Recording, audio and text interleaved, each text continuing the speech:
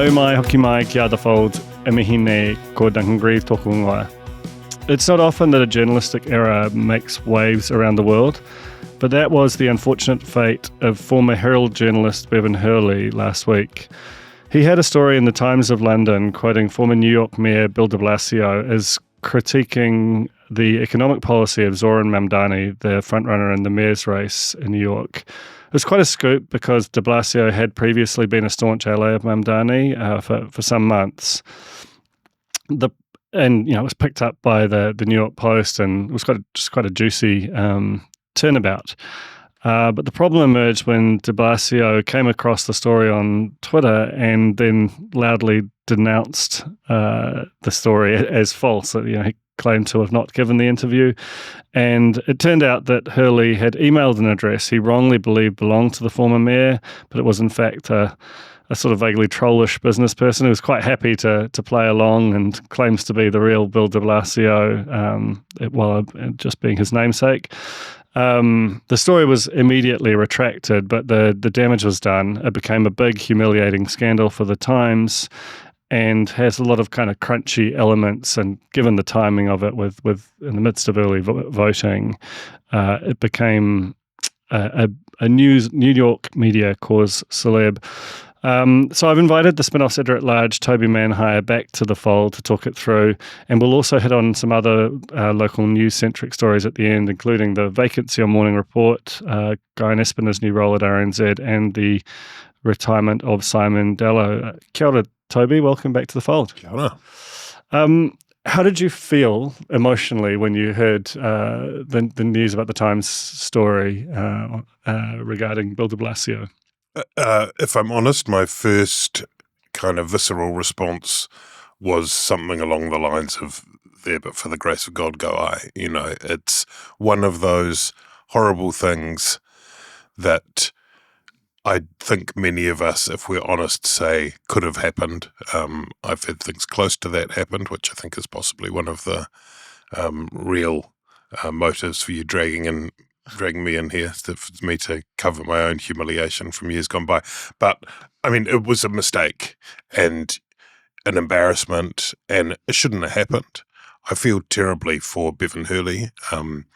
It's one of those things where you hope that somewhere along the line someone goes, hang on a minute, this is quite a remarkable thing to say.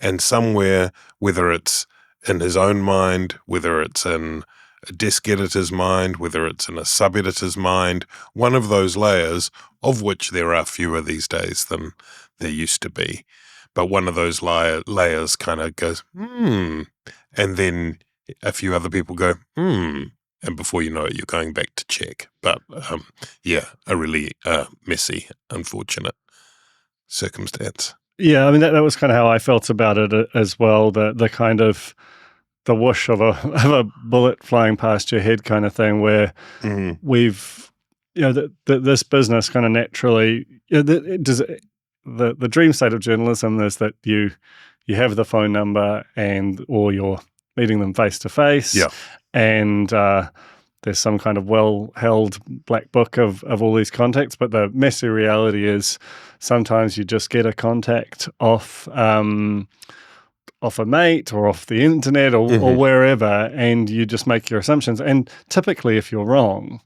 the person won't play along. That's the hard part. But you're right. There's a sort of slightly unseemly back layer where all Murdoch papers are kind of going for Mamdani and Mamdani types around the world. That's the sort of organizational posture of the of which the Times is one of those organizations, and so it can look like you're too keen to get the thing, but the reality is much more likely to be the mundane, under-resourced, and maybe just got a bit excited about it and rushed it up. Yeah, and it's you get this yarn and you've somehow got hold of an email address. We don't know whether it was, or I haven't seen anywhere reported whether it was a guess or whether it was more likely a missing dot in an email or something like that. And of course, he ended up emailing a Long Island wine importer called Bill de Blasio. And Semaphore went and spoke to the Bill de Blasio wine importer. The real Bill de Blasio, which is really, sure. Is this his right? Yeah, I think there's something to do with one of them uses a capital D and one doesn't, and there's some debate about what's Italian class signals. what's truly Italian and what's not. Anyway, Semaphore go and interview him using another means of communication that isn't the phone call, which is they interview him through the intercom alarm at his door, which just adds a kind of general sense of, comedy to the whole thing. Having said all that, again, going back to how awful I feel for Hurley, I was just looking at his profile on the Times, and I don't know what this means, if anything, but last week his profile said Bevan Hurley is a senior reporter for the Times and Sunday Times based in New York. Today, when I just looked, it said Bevan Hurley was a senior reporter for the Times and Sunday Times based in New York. So I don't know whether this incident has led in some way to him no longer being a reporter for the Times, but it'd be awful if so, and it doesn't seem to me something that should end in someone losing their job because, mistakes happen. Sometimes they attract a lot more attention because they happen in a huge story of great interest. Mamdani is a star. New York is the most exciting city in the world.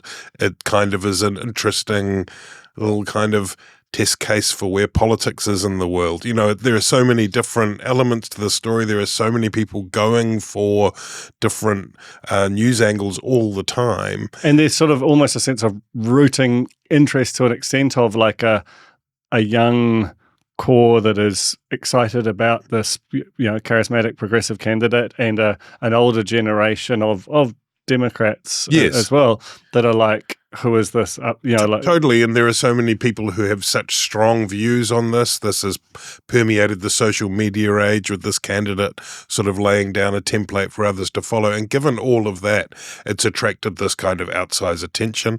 It's a cock-up, shouldn't have happened, is the sort of thing that should involve people kind of having a good look at processes and how those things could be avoided in the future. I think it would be very sad if Hurley is somehow no longer under the employment of the Times as a result. I have to say that potential scoop that you've delivered on the fold does tend to suggest that might have happened. The other part that made it such a big deal was, had the real de Blasio, it's hard to say, but the former mayor got in touch with the Times privately and said, "Look, you've cocked up here." The same thing happens. They pull the story down, and it probably still is a bit, it would still attract comment because this is for all the reasons that you mentioned, but it might not have escalated to quite the same level had the former mayor, Bill de Blasio, not denounced on Twitter and then gone on CNN to kind of lay out his views on the whole situation. Ti here, I think you've got a clip from that interview, which we'll play down now for us to respond to. What was your reaction when you saw it? Who I do support. This is what's so weird. I have people still reaching out to me saying, "Oh, I see you're changing your mind." I'm like, no, I never did. It literally was a surreal feeling, Aaron. I'm looking at a headline. I'm looking at a quote. A newspaper I never spoke to. A journalist I never contacted. By the way, a real, legitimate, credible newspaper. Yeah. And a journalist I literally never heard of. And here's this article claiming I was saying all these bad things about Mamdani. It's literally everything they said was the opposite of what I believe. I believe Mamdani has an absolutely necessary vision for New York City, and I believe it's attainable, just like the things I did as mayor when we did Pre-K for All. They said it could never be done. I think he can do fast free buses, for example. I think he can do rent freeze if he chooses to. These are very viable visions. So what was so strange, to talk about, it felt like the ultimate in disempowerment. Like, here's my picture, here's my quote that wasn't me, and it's being sent all over. Right. You were taken, your voice was taken away from you. 100%. And journalists were reaching out saying, "Oh my God, what happened? Did you change your mind?" And I'm like, so do you have any idea how this happened? Okay, so the journalist called me eventually. I tweeted, I said, this is a falsehood. The Times of London should take it down immediately. About an hour later, the journalist calls, and he's very sheepish. Right. He's like, I have to apologize, we made a mistake, and he admits somehow emailing with the wrong person. But here's what I don't get. Was there no effort to confirm identity? Did they not want to see the person's face, do a Zoom, do a FaceTime, do something? Did editors say, hey, it's kind of strange, this guy would change his mind a week before the election? Something's missing here that I don't fully get. So there's a few funny things about that clip. One of them is Bill de Blasio, when he was mayor, was kind of renowned for being quite self-involved, and the way he sort of slips back into campaigning mode and makes it about his own record is quite funny. And then towards the end, there's this, for what is something that is, in terms of the wound to him, it's non-existent. It just really put him back in the picture. But there was this, he was taking away his, my voice. It's been silent. And there is one doesn't want to become too cynical about it, and he has every right. He's every right to correct the record as loudly and as widely as he can. A cynic might say that there's also a little bit of leverage that has been seized upon, whereby to further argue or make clearer his endorsement of Mamdani and his economic strategy.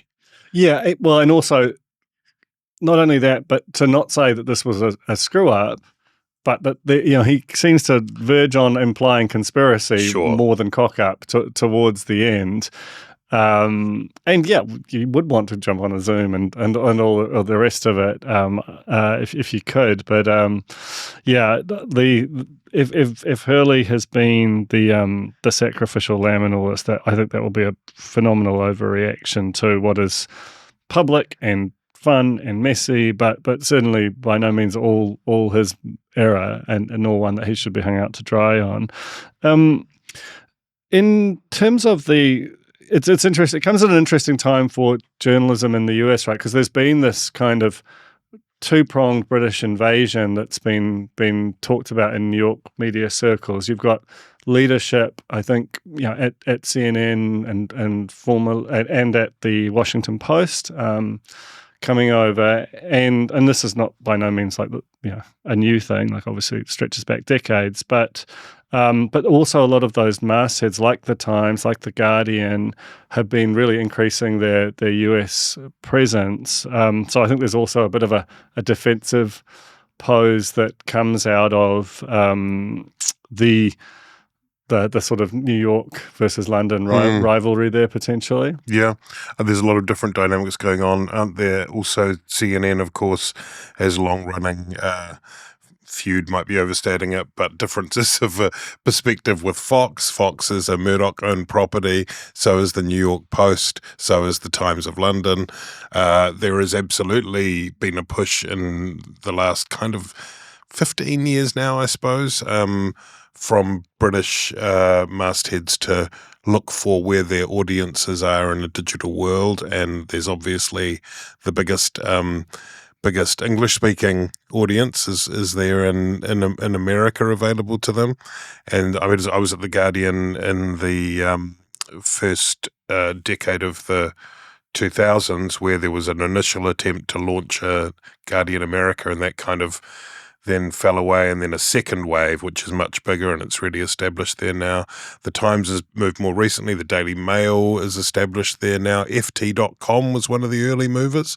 So the Financial Times went in to try and take on the Wall Street Journal, which of course now is also owned by Murdoch. So yeah, there's a lot of interesting different battles and vectors in play. And they're all sort of sit underneath the story like this, where the reaction, you just enjoy it a bit more than you might otherwise if it was a sort of neutral title, I suppose, is kind of what I'm saying. And some of the, and it shouldn't be that way, but we're all humans. You mentioned before that you're at the Guardian during that sort of first push into the US. And told me a story over lunch on Friday, which I thought was too delicious not to share, about your own experience with a situation like this, much more you tell the story and certainly and didn't confront feel yourself. very delicious at the time. It was painful, and it was a mistake that sheeted back to me. Quite rightly, I was relatively recently had become the comment editor of The Guardian, and we ran a piece on the comment pages and online by Morgan Tsvangirai, who's the leader of the MDC, the Movement for Democratic Change in Zimbabwe, the opposition to Mugabe. And the piece was, laying out his position on a number of issues that were underway in Zimbabwe at the time. And then I think on the morning of publication, I had a call. So it's in the paper that morning? Yeah, from Harare, I think, explaining to me that Morgan Tsvangirai had not written this piece and didn't know it was appearing. And obviously you're mortified and you want to sort of bury yourself deep into the bowels of the earth at that point. And it transpired that the sort of go-between who had provided that piece to us, who had provided a number of other pieces by Tsvangirai to us, who had also placed articles from Tsvangirai and others in the Washington Post, in the Age, Melbourne, among others. Yeah, and that kind of gets towards the background of some of this. Like if you run, the Guardian comment page runs, work by very prominent public figures very frequently, and they're not emailing with the editor, or quite frequently that there is someone in between the process. So that's not atypical at all, right? Yeah, that's right. And for example, typically when you see a op-ed, a comment piece that's under the name of some sort of super famous person, or very often a minister, sometimes even MP, that will have come through their office, as it were. The mistake that we had made this time, and that when we did a sort of review and reflected on it, was that there was probably one too many. I hadn't spoken directly to Tsvangirai's office. I'd spoken to James, and he was reliable, and he wasn't. He ended up apologising, and there was a. Tsvangirai wrote a letter which we published. I wrote a sort of mea culpa, and then the reader's editor of The Guardian, the sort of ombudsman, did a sort of here's where we went wrong, here are the complexity of these things, because there is a danger in these things that you start to become, everyone knows that's how it works, No. But the truth is, when an op-ed appears under the name of Barack Obama, for example, you're unlikely to be texting Barack Obama unless you're Ariana Huffington or somebody like that. Mostly in New Zealand, when I was editor of the Spinoff running pieces by politicians, mostly you are dealing with a politician a lot of the time direct. There are fewer layers in between layers. But yeah, it was one of those things where on reflection we realized we needed to be clearer and get clearer assurances. Having said all of that, there's always an element of trust. There's always an element of trust and of risk, and of risk. And so, certainly that occurred to me when I saw the unfortunate situation, which is one of those things that the piece wasn't, as I recall it, massively inflammatory. It wasn't like de Blasio where he was switching position to endorse Mugabe or something. No, and it wasn't written by a Long Island wine dealer, but there are kind of complexities involved in these things in terms of domestic politics that I can't pretend I fully understood at the time. And so it was incumbent on me, on reflection, to have ensured that there was that was fully understood by Tsvangirai that this piece was appearing under his byline in a major newspaper. I apologise for making light of it, because I'm sure that it's probably still very deep, hopefully some trauma associated with it. But I really use it to illustrate the fact that, and these things are almost inevitable when you're publishing news, that every so often they'll come about. And poor Bevan Hurley had an absolute pearler. One final point on that before we move on to the domestic broadcasting scene. It didn't get a lot of pickup, but I think it's raises an interesting issue. I want your perspective on is that the Long Island wine dealer de Blasio use Got some ChatGPT. good offers on, is he? I think we're just going to hire a mixed case. Yeah. Just for Friday. I wonder if he's bringing any New Zealand product in. Anyway, sorry, you were saying. He used ChatGPT to make up the quotes, Right. And basically just prompted it with a critique of the economic policies. Yeah, and, right. and when you reread the quotes with that knowledge, that it does have that sort of, just sort of synthesized language feel. Things become a bit more plausible, don't they? And that's right. Because if he had said, for example, I think Mamdani is an absolute Fruit Loop. Yeah, raving that socialist maniac. someone would have gone, hang on a minute, this is not right. But yeah, because those generative AI tools can make things more plausible, can't they? And that's a broader. I'm assuming this is what you're. Yeah, I'm just trying to say, getting to. And when you go with that, you go like, okay, if you were to be given, there would be an argument that you should be checking your quotes to see if they have been created by generative AI, which there are machines that would sort of pick up elements of that. But then if they are a genuine quote supplied by someone and they've been signed off, are they allowed to use ChatGPT to create their quotes and clean them up? I don't know. This is a problem that goes wider than the media. Sort of crosses into almost every facet of our lives online, particularly, but it's a very real one. And I mean, here's an interesting kind of sidebar to that is there was an email sent out by Ian Brunskill, who's associate editor at the Times, to staff around that de Blasio story. And there were two recent errors that he described as humiliating and moments for paused reflection on the part of the editorial teams. And the other one was the Times had published what was described as an AI-generated case study, a report about an AI-generated case study on a fake royal household employee. So there are all these examples of newspapers. You see them if you read the sort of, the media press, as it were, these things are happening increasingly regularly because it's so much easier to do. If you were in the mood to create a hoax, not even a hoax, something to promote your gambling website or your whatever, generating a bullshit story is really something that you can do in only a few minutes now with the tools. And so you've got a shrinking and kind of far less layered journalistic enterprise, even at, the Times of London being one of the top tier in the world. And then you also have anyone who is wanting to kind of, for malice or for a good time, kind of, troll or mislead a journalist, whether that's with video, with text, there's just so much potential for it. And it feels like every time something like that happens, people, if your priors are, the Times is untrustworthy or the media are untrustworthy, all this does is just another brick in that wall. Yet the process of validating news is going to get far harder, almost, to scary levels. And you've got less people to do it.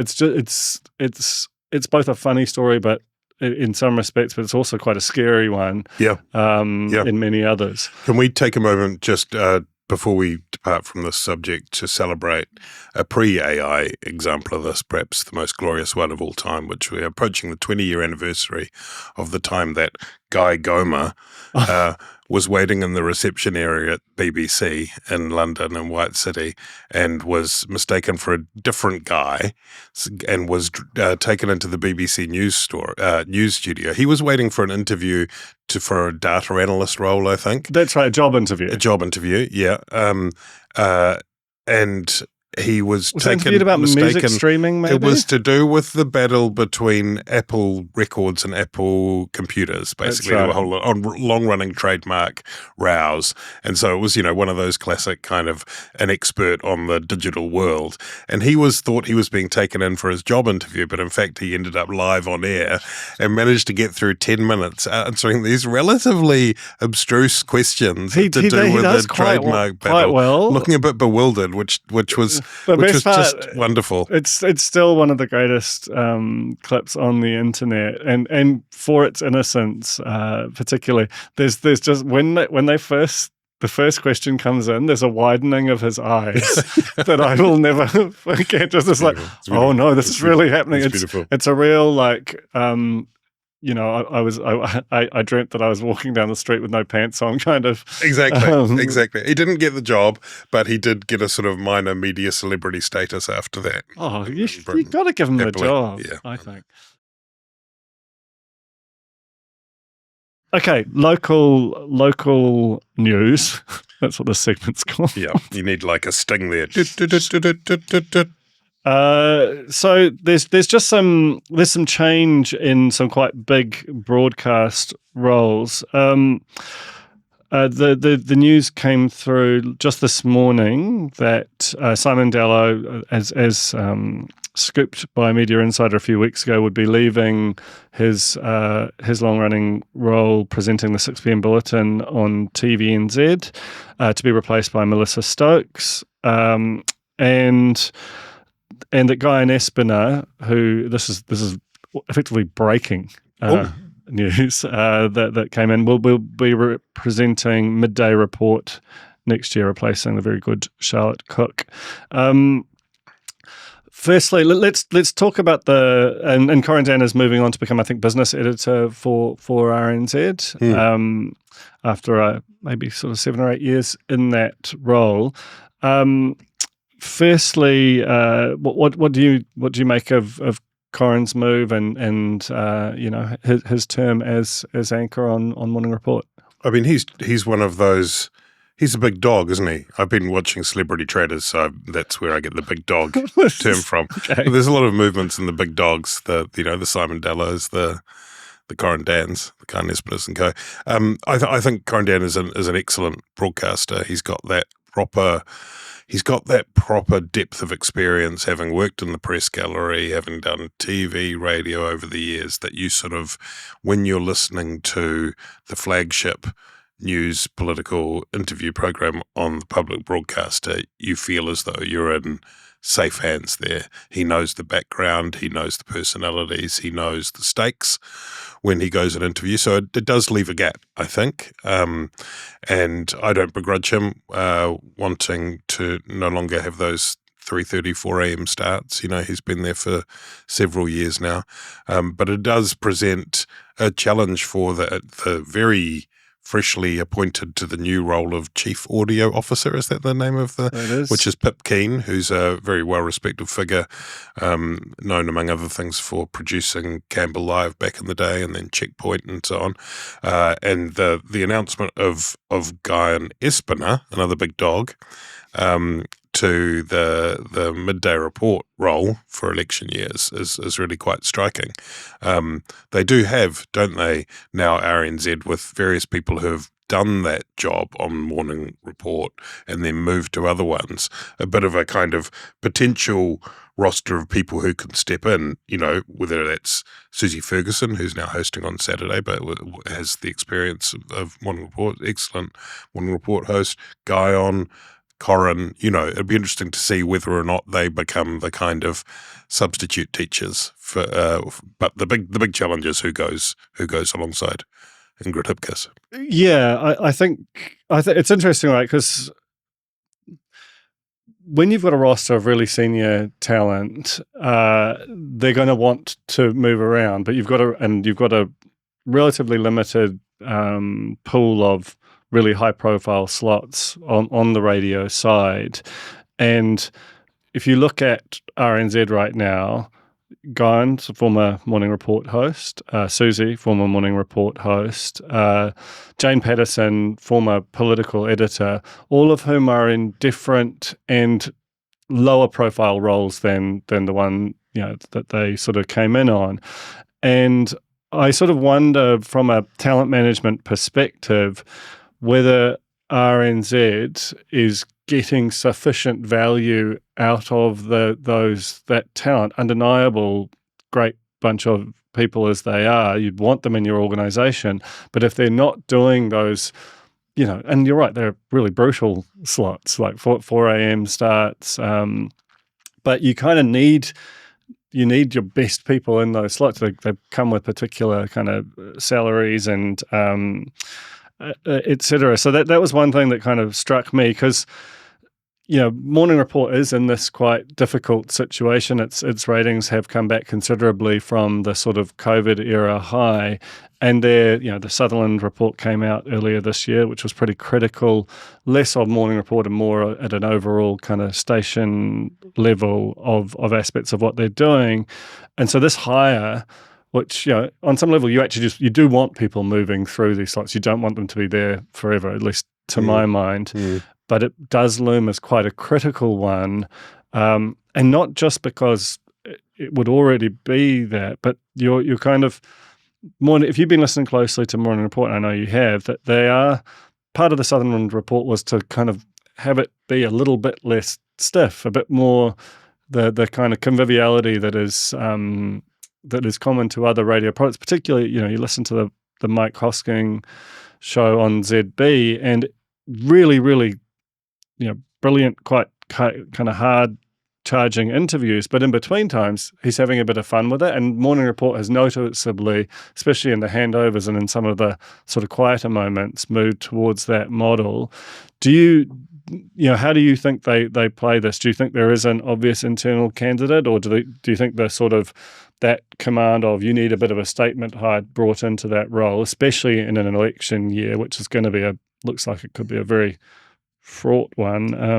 Well, I mean, given the attention that has been cast on all of this as a result of the report that Richard Sutherland wrote and became public, which itself is in part a response to falling behind in the ratings. This is their flagship show. This is election year. It's a huge challenge. I mean, Lisa Owen is an outstanding broadcaster on Checkpoint with a real body of work behind her, experience across radio and TV. I've been spending a bit of time and listening to RNZ from the 1990s, making a podcast Juggernaut out soon into all your favourite podcast platforms. And Lisa Owen's there reporting from court on Morning Report and Checkpoint. So she's got a wealth of experience. So I would say internally she's probably the leading candidate. On terms of that point about having a less stiff approach, it's at once true and also such a hard nut to crack, because the only thing worse than having an environment that feels a bit too straightened and lacking in fun is one that is reaching really hard to be fun.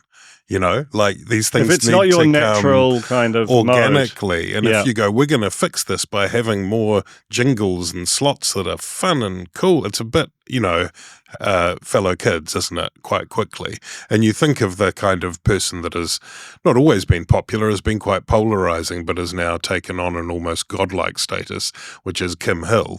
She managed to, through seriousness and being incredibly well informed, there were bits that would burst out in terms of personality and spontaneity and just kind of downright eccentricity sometimes. And that's the kind of chemistry you need to try and get to.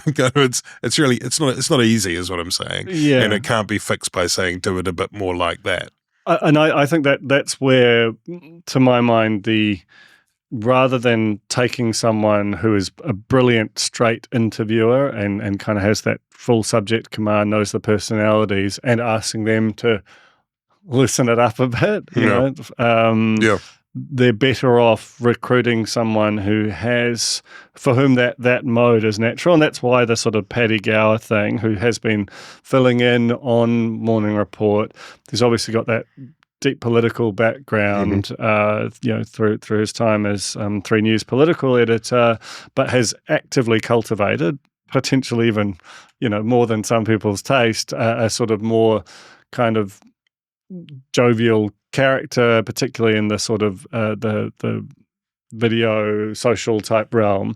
I think one thing to say about Gower as well is that in the times he has done cover on RNZ, both on the weekend shows and on Morning Report, he has modulated.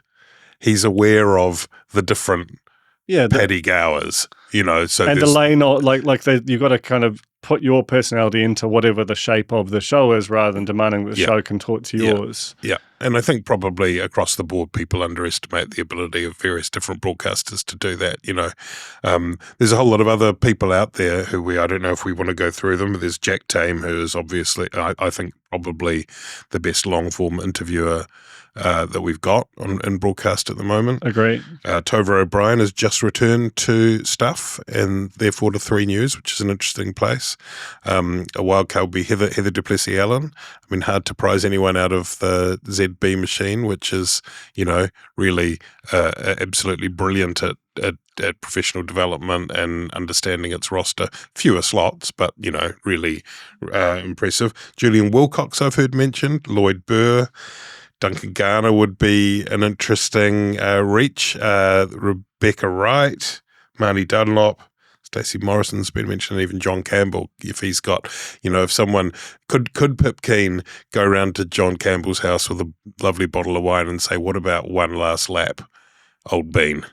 Yeah. I mean, look, there's a lot of really interesting names in there, and a decent chunk of them have come through that 3 News system, which was such an amazing developer of talent, and there's a through line in them. They're their own people, but they managed to convey a sense of personality in the even more constrained environment, actually, that was the sort of 6 p.m. news a lot of the time. Sure. Can I say one last thing to your point about people sometimes having the tough environment of that early start, the hard work, and the idea that they then move away and so your main talent isn't there. One thing I've been saying to anyone who will listen for a long time is I think there is an argument to say this is the nucleus of your operation on Morning Report. If you look to the Today program, which is the equivalent on the BBC, they have 4. Last time I listened, they had a roster of 4 hosts. They go Monday through Saturday, a shorter show on Saturday, but they also have a long-form interview every morning. And I think those two things are linked because you will have a host, whether it's a Nick Robinson or whoever, who will be doing the feature interview, which they call it, and it sometimes goes 20 minutes long. Be with a minister very often, or the leader of the opposition, whatever, getting into the weeds, really doing the crunchy policy discussion. We don't have that anywhere in the luxury of that. 9 to noon is the place where we can go to that Q&A. But I think there is an argument for having 3 hosts. I mean, they've got a challenge to appoint host number 2. But I think there's an argument having 3 hosts. You then mean that you don't 5 days a week, that early start, 3 hours of live radio, all the prep that goes before no ads to hide in. No ads to hide in. I mean, that's a real that gobbles up all your life, and people love it. It's the top of the tower. But I think there could be some thought being given to how do we create a situation where we can have a Jeff Robinson that will stay there for 200 years. God bless Jeff Robinson. No, agree. Finally, let's touch on another big move.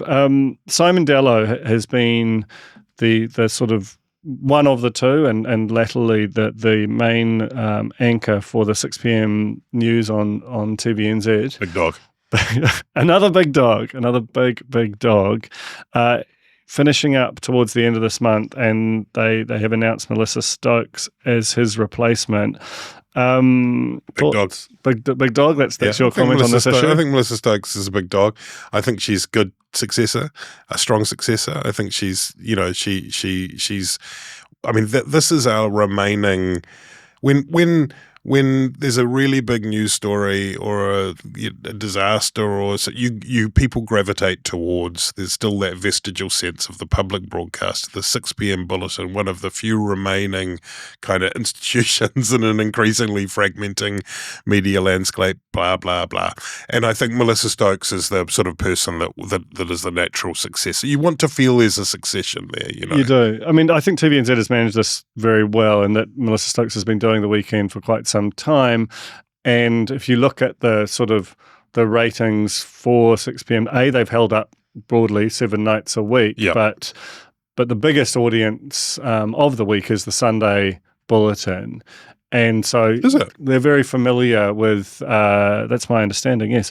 And so people are very familiar with her already, and so it won't be a big, if they'd imported talent, even if it was from within the TVNZ stable, there would have been a bit of a kind of a fear that, something might change, but she's been the backup host for a while and the weekend host for a while. So TVNZ has got very reasonable expectations that this should just flow serenely on. Because as you say, One News is the big dog. Like it still regularly commands 600,000 plus average viewers, 5+ over a week. 3 News by comparison is maybe a quarter on a good week. A third of that, and has suffered audience decay since, over a period of time, which is demographic related, but also since transferring to Stuff. Yeah. And that's a lot of that is the sort of inbuilt advantage that TVNZ has always had, but it's also something they've worked really hard at. And sometimes there's a critique that they're too focused on 6 p.m, but it makes so much of the money, both in and of itself and setting up the night for TVNZ on linear, that it's incredibly important they get this right. It is maybe an opportunity though for 3 News, right? Like with a shift after such a long tenure by one host. Remembering it wasn't that long ago that there were co-hosts, so it's been Simon Dallow alone for what, a couple of years now? I think maybe 3-4 years. Yeah. But it's interesting for 3 who are doing everything on the smell of an oily rags, the Stuff produced bulletin for 3, and they just lost Claire Watson, didn't they? Their beloved EP. But I do think it's interesting with the return of Tova O'Brien. And, what a talent she is, trying to make a strength of your shortcomings, which are resource-based. They don't, they sometimes look like they're having a bit of difficulty filling the bulletin. They just don't have the people in the field. That's just the reality of it. Saying, all right, second half of our 6 p.m. bulletin is going to be in-studio analysis, discussion. That's the sort of thing that would make someone like me flick over to go, okay, I might watch the start of one for the headlines, and then I'm going to flip over and I'm going to see a team of people, even experts. God, imagine that. But like in studio interviews that you can kind of get into something a bit more, because obviously since the demise of Campbell Live and the very earliest iterations of 7 Sharp, that basically the New Zealand news cycle stops at 7 p.m, notwithstanding some good stuff on RNZ from Emil Donovan, for example. Basically, I think people, well, when I say people, I mean me, quite like the idea of a big dog. Yeah, just a keen dog, keen for a little bit more kind of crunchy analysis conversation about the news of the day. So maybe there's an opportunity there to use the talent they have. Yeah, I think so. And, you're always going to be fighting. If it's just a budget war, you're bound to lose. But you do have some huge talent advantages there, and an ability, that sort of challenger brand's ability to do something different. And there's risk involved in that, but there's also the chance it might work, especially given like next year is going to be an absolute at this distance. It looks like it's going to be an incredible, very crunchy campaign that will run most of the year. And if you've got a Tova in the holster, why wouldn't you use that to your advantage to sort of get deeper and a little bit harder with the political news, particularly through that period. Speaking of, you made a mild attempt to plug it. I'm going to make you plug it harder and faster now. Not faster, harder. Big dog style. Juggernaut II is coming out shortly. Tell me what it's about. Oh, Juggernaut II. I here and I have been spending a lot of time in the last few months traveling around doing one of our favorite things, which is setting up in the sitting rooms of former politicians and Well, ask we've them all got our questions. It's been great. And we're now in the final part of putting it together. To answer your question, Juggernaut II picks up where the first season left off, pretty much. The first season being the fourth Labour government, the Longy-Douglas years. This is the Bolger, Shipley years, Ruth Richardson, Winston Peters is a political figure. Don't know if you've heard of him. He's obviously disappeared from the scene since those days. Don't hear much from him anymore. Anyway, all of that stuff, and there's a lot of kind of cool, fun, interesting, dynamic, controversial, sometimes painful stuff that happened over those years. This is the mother of all budget period.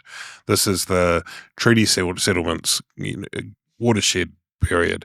This is the birthplace of MMP when everything changed. And it's exciting. We're just getting towards the end of it. We're doing an event in Wellington. Yeah. November the 13th, Thursday, November the 13th. That's about 10 days' time. Any tickets available? It's selling very strongly as far as I'm aware. Couldn't tell you. I reckon there are. I reckon someone would have told me if it had nearly sold out. But it's been selling well, I believe. And it comes out on November 11th. You're an executive producer on it too. I sure am. Huge power of work I've done. Invaluable. It's true. What do you think of it so far? Oh, I love it. I was particularly we because you went into their lounges, you know that we can guarantee that these are the certified political figures that we're attributing these quotes to in it. It's the real Ruth Richardson. On the other, I wish I had conducted at least one interview through an intercom. That would add a little bit of texture. There's still time, Winston. Yeah.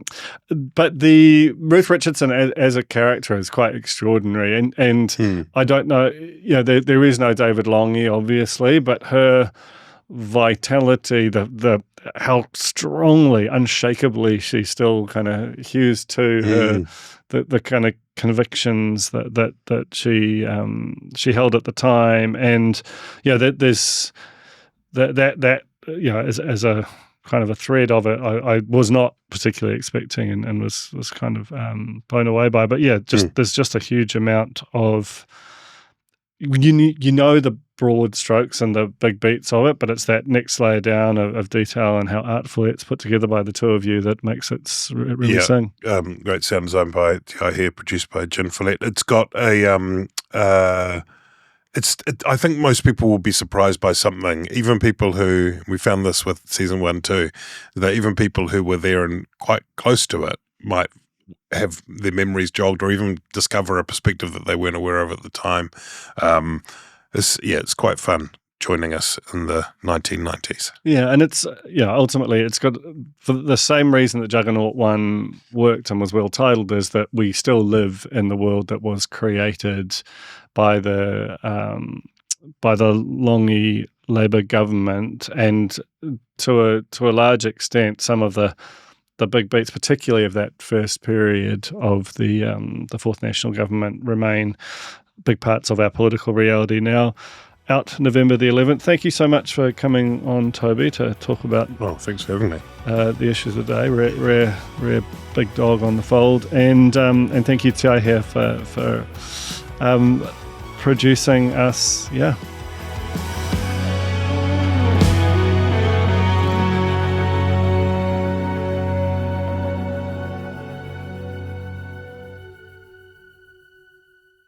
Mm-hmm.